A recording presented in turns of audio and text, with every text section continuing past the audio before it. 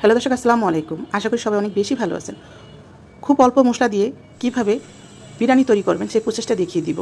এখানে হাড়গুড় সহ মাংস নিয়েছি 1.5 কেজির মতন। আর লাগবে একটা পাত্রের মধ্যে তেল ঢেলে দিলাম, পেঁয়াজ পরিমাণ মতো দিয়ে দিব। যারা অল্প মশলা বিরিয়ানি পছন্দ করেন তাদের জন্য, নতুন গৃহিণীদের জন্য, যারা বেচালার মেয়েরা এবং ছেলেরা আছেন তারাও এই রেসিপিটা তৈরি করে খেতে পারবেন অনায়াসে। যে যেখানেই থাকেন না কেন, যে যেভাবেই কর্মস্থানে আসেন না কেন, আজকে তাদের জন্য এই রেসিপিটা অবশ্যই দেখতে হলে সম্পূর্ণ ভিডিওটা দেখতে হবে। তো এখানে পেঁয়াজ হালকা ব্রাউন করে নিয়েছি। এখন এক এক করে মশলা দিয়ে দিব, একদম অল্প করে মশলা দিয়ে দিব। এখানে গরম মশলা, দারচিনি, এলাচ, লবঙ্গ, যে বিরিয়ানি মশলাটা সেটা দিয়ে দিচ্ছি। লগে বাদামও বেটে নিয়েছি। আর এখানে আদা রসুন বাটা দিয়ে দিলাম, এখানে লবণ দিয়ে দিলাম। একদম অল্প মশলা দিয়ে তৈরি করব। আর খেতে কিন্তু একদম কাচ্চির মতন হবে, স্বাদটা কিন্তু কাচ্চির মতন হবে, দেখতেও কাচ্চির মতন হবে। অনেকে বিরিয়ানি রান্না করতে পারেন না, অনেক গলে যায়, সমস্যা হয়। তো এই ভিডিওটা দেখলে আপনারাও পারবেন তৈরি করতে। তো এখন চুলাটা আমি জ্বালিয়ে দিয়েছি। জ্বালানোর পর একটু পানি দিয়ে দিব। পানি দেওয়ার পর মশলাটাকে ভালো করে কষাইতে হবে। মশলাটা একটু ভালো করে ভুনিয়ে নিতে হবে, এটা একটু লক্ষ্য রাখবেন। তো আমি মশলাটাকে ভালো করে ভুনিয়ে নিব। নেওয়ার পর এখানে 1 কাপ পরিমাণ দিব টক দই। মশলাটা ভালো করে ভুনে হয়ে গেছে, তেলটা উপরে কিন্তু চলে আসে, দেখতেই পারতেছেন। এখন টক দইটা দিয়ে দিলাম। আর টক দইটা দেওয়ার পরে ভালো করে মিশিয়ে নিতে হবে, কারণ টক দইটা ফেটে যাওয়ার চান্স থাকে। তো যাতে ফেটে না যায় সেজন্য ভালো করে লাতে হবে, যাতে মশলার সাথে টক দইটা মিশে যায়, স্মুথ হয়ে যায়। আর যদি ফ্রিজে থাকে ওই টক দইটা কাঁটা চামচ দিয়ে ভালো করে ম্যাশ করে তারপরে দিবেন, তাহলে দানা দানা রোয়া ভাব থাকবে না। এটাও একটা টিপস আপনাদের জন্য।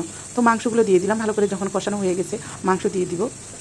দেখতেই পারলেন ভিউয়ার্স কীভাবে অল্প মশলা দিয়ে মাংসটাকে কষাচ্ছি। বেশি মশলা হলে কিন্তু খাবার কিন্তু মজা লাগে না, এটা সবসময় মনে রাখবেন।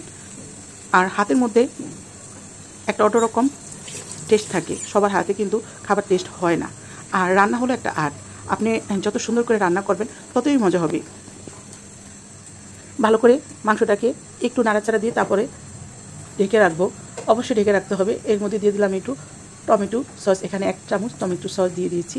আমি আগেই বলেছি এটা সাধারণ বিরিয়ানি হবে না, এটা কিন্তু কাচ্চি স্টাইলের হয়ে যাবে। এটা একদম সাধারণ বিরিয়ানি তৈরি করব, কিন্তু সাধারণ হবে না, খেতে একদম কাচ্চি স্টাইলের হবে। তো লক্ষ্য রাখবেন, অবশ্যই টেনে টুনে দেখবেন না। যে কোনো রেসিপি টেনে টুনে দেখলে কিন্তু পুরোটা দেখা হয় না। তো যাই হোক, কথা না বাড়িয়েই এখানে কিন্তু মাংসটা প্রায় কষানো হয়ে যাচ্ছে। আমি প্রায় আধা ঘন্টা লাগাইয়া মাংসটাকে কষাইছি এবং সিদ্ধ করার জন্য সময় নিয়েছি। অবশ্যই মাংসটাকে ভালো করে সিদ্ধ করে নিতে হবে। মাংস সিদ্ধ না হলে বিরিয়ানি খেতে কিন্তু মজা লাগবে না। অবশ্যই ভালো করে সিদ্ধ করে নেবেন। এখানে আলুটাও সিদ্ধ করে নিচ্ছি, তারপরে এটাকে ভেজে নিব। জর্দা রং মিশিয়ে সিদ্ধ করেছি লবণ দিয়ে, তারপরে ভেজে নিচ্ছি। আর এদিকে চালটাও আমি এখন ভিজিয়ে রাখবো। আর চালটা অবশ্যই আধা ঘন্টা ভিজিয়ে রাখবেন, তাহলে সেই যে কোনো বিরিয়ানি বলেন, পোলাও করেন, একদম ঝরঝরা হবে। পানিও লাগবে কম, সময়ও লাগবে কম, এবং ঝরঝরা হবে। এটাও একটা টিপস আপনাদেরকে বলে দিলাম। আলু ভাজা হয়ে গেছে আর মাংসটাও কিন্তু কষানো হয়ে গেছে। এখন বড় একটা পাত্র নিচ্ছি, যেহেতু বিরিয়ানি রান্না করব, ছোটো পাত্রতে রান্না করা যাবে না। পেঁয়াজ ভালো করে ভেজে নিলাম, কিছুটা অংশ রেখে দিলাম। আর এখানে দিয়ে দিলাম কি হালকা একটু মশলা, দারচিনি, এলাচ। তারপরে চালটাকে ছেঁকে নিয়েছিলাম, দেওয়ার পরে চালটাকে ভালো করে আমি এখন একটু ভাজা ভাজা করে নিব। 5 মিনিটের মতো, অতিরিক্ত না, 5 মিনিটের মতন ভাজা করব। তো এর মধ্যে কাঁচামরিচও দিয়ে নিয়েছি, আর লবণটা এর মধ্যেই দিয়ে নিব। দিয়ে তারপরে 5 মিনিট একটু নাড়াচাড়া দিব। এর সাথে কিশমিশি দিয়ে দিলাম। কিশমিশটা কিন্তু অনেক মজা লাগে, বিরিয়ানি পোলাও সঙ্গে দিলে কিন্তু ভালো লাগে। আর আপনাদের ঘরে যদি আলু বোখরা থাকে আলু বোখরা দিয়ে নেবেন। আমার মনে নাই, ভুলে গেছিলাম। যাই হোক, সমস্যা নেই, যেহেতু ঘরেই খাচ্ছি। আর বললামই তো ঘরোয়াভাবে যেহেতু তৈরি করতেছি, সেজন্য একদম শর্টকাটে বিরিয়ানিটা রান্না করা যায়। ধরেন হঠাৎ একটা মেহমান আসলো, আপনি খুব জলদি কিন্তু আধা ঘন্টার মধ্যে বিরিয়ানিটা রান্না করতে পারেন। আর প্রেশার কুকারে বসাই দিলেন মাংসটা, আর এদিকে গরম পানি চালটা ভিজে রাখলেন, হয়তো খুব সময় লাগে না। আসলে রান্না করতে অনেকটা সময় লাগে না, যদি আপনি একটু টেকনিক দিয়ে রান্না করেন, তাহলে রান্না করার কোনো সময় লাগে না, একদম ইজিভাবে রান্না করা যায়। তো ইজিভাবে রান্না করার টেকনিকগুলো কিন্তু দেখিয়ে দিচ্ছি। আর বেচালার ভাইয়ারা, আপুরা এবং মায়েরা, বাবারা যারাই আছে না কেন, সবাই কিন্তু তৈরি করতে পারবে। তো সঙ্গে একটু ঘি দিয়ে দিলাম। যদি ঘিটা না থাকে সেক্ষেত্রে আপনারা নাও দিতে পারেন, তাও সমস্যা নেই। আমি একটু ঘি দিয়ে দিলাম, ঘি একটু ফ্লেভারটা একটু ভালো লাগে। আর বিরিয়ানি বলতে একটু ঘিটা একটু শাহি শাহি ভাব নিয়ে আসে।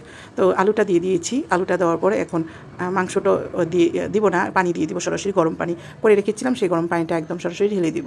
মাংসটা একটু পরে দিব, যখন পোলাওটা মনে করেন 70% কম যখন সিদ্ধ হয়ে আসবে তখন আমি মাংসটা দিব, তার আগে দিব না। আমি একটু কম পানি দিব বিরিয়ানিটার মধ্যে, যেহেতু মাংসের মধ্যে একটু ঝোলটো থাকে সেই জন্য। তো এইভাবে একটু নাড়াচাড়া দিয়ে লবণটা চেক করে তারপর ঢাকা দিয়ে রাখবো। বলক আসা পর্যন্ত অপেক্ষা করতে হবে। টকবগায় বলক চলে আসছে, এর মধ্যেই আমি এখন মাংসটা দিয়ে দিব। একটু নাড়াচাড়া দিয়ে দেখতেছি, আবার লবণটা তো অবশ্যই চেক করতেই হবে, একবার লবণটা অবশ্যই চেক করবেন। ফোটানোর পরে লবণটা চেক করতে হয়, যখন একটু হালকা বেশি বেশি হবে তখনই ঠিক আছে। তো এখন আমি মাংস দিয়ে দিব, দেওয়ার পরে সব ঢাকা দিয়ে রাখবো, কারণ এর আগে আর নাড়াচাড়া করবো না। আমি এখন আর কোনো মিক্স করব না।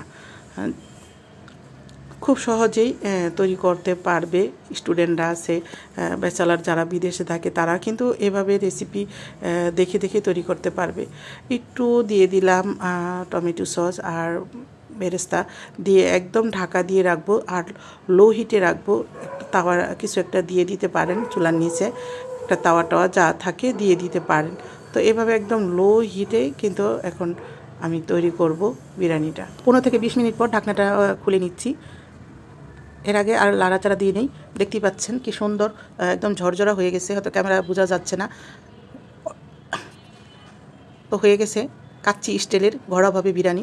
কাচ্চির স্বাদও পাইলেন এবং বিরিয়ানিও তৈরি করলেন, আর পরিবার পরিজনদেরকে এভাবে তৈরি করে খাওয়াতে পারেন। কোনো অনুষ্ঠানে আপনিও তৈরি করতে পারেন।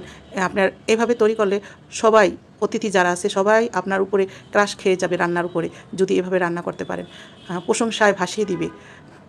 তো আমি একটু নাড়াচাড়া দিয়ে তারপরে ঢেকে রাখবো। তো আর হয়ে গেছে, আর 5 মিনিটের মতন রাখলেই হবে। তো দেখতেই পারলেন কিভাবে একদম শর্টকাটে অল্প মশলা দিয়ে ঘরোয়াভাবে তৈরি করে ফেললাম কাচ্চি। তৈরি করলেন বিরিয়ানি, স্বাদ পেলেন কাচ্চির, ভাবা যায়। আপনাদের যদি ঘি থাকে তাহলে এখানে ঘি দিয়ে দিতে পারেন, বেরেস্তা আরেকটু দিতে পারেন। যেহেতু আমি একদম নর্মালি বিরিয়ানিটা তৈরি করলাম সেজন্য অনেক কিছু দিব না, আপনারা চাইলে দিতে পারেন, সমস্যা নেই। ওয়াও, দারুণ কাচ্চির স্টাইলের বিরিয়ানি রান্না করে ফেললাম, ভাবা যায় বলুন তো? আপনারাও কিন্তু ট্রাই করতে পারেন, এরকম বিরিয়ানি তৈরি করতে হলে আজই ট্রাই করুন। আর ঝরঝরা, একদম ঝরঝরা হয়েছে, দেখতেই পাচ্ছেন কীভাবে একদম ন্যাচারাল মশলা দিয়ে তৈরি করে ফেললাম বিরিয়ানি স্টাইলের কাচ্চির স্বাদ।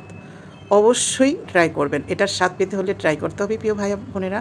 আর আপনারা অবশ্যই ট্রাই করে খাবেন, একদম নর্মালি। দেখুন অনেক আমরি মশলা দিয়ে করি নেই, মনে হবে যে এটা কোনো রেস্টুরেন্টের কিংবা কোনো সেন্টারের কাচ্চি বিরিয়ানি রান্না হয়েছে। তো অবশ্যই ট্রাই করবেন। আমি কোনো মশলা দিই, যদি আরও মশলা দিতাম তাহলে এটা কিন্তু খেতে কিন্তু আরও মজা হইতো।